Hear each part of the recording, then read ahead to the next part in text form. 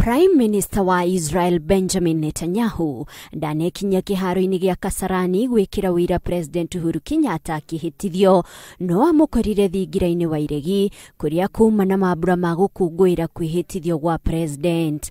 This is a double celebration today because I understood from the First Lady, from Margaret, that you have a granddaughter.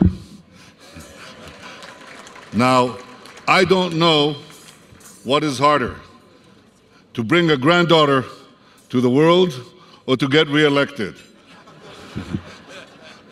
I've been re-elected. It's a wonderful feeling. I recommend it to all of you.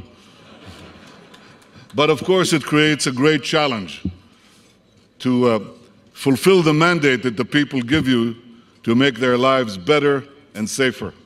Arikia mushemanio na atongoria Afrika aria moima Kasarani atariria ati bururi wa Israel ni wiharireirie kurutithania wira na Afrika. I've been told a few weeks ago that the United States has asked Israel to be a partner in Power Africa.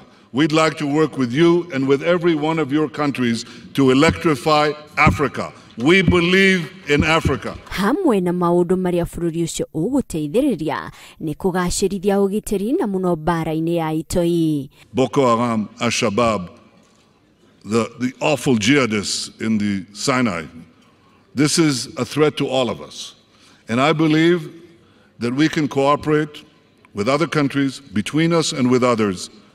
And if we work together, we'll defeat the barbarians. Our people deserve better. We can provide it for them. Na tondu bururi wa Israel ni wikiriire muno urimi, Netanyahu oigite bururi wake no ukuruta uteithio. It's agriculture that brings income to Kenya from exports and from other possibilities, cash crops. Second, we established 6 months ago a center to fight drought, to fight the dryness, to make sure that there is abundant water with Israeli water technology. Riri ni rita ria keri Netanyahu aracera guku bururi-ini kwa ihinda ria mwaka umwe. Ngiribotera Inooro TV, njitagwo Monica Kagoni.